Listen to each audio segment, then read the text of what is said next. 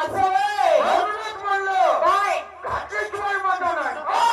भेटलं वाईट नाही, वाईट नाही. मग तेल घातल्याशिवाय माझा नाही समईच्या वातीला.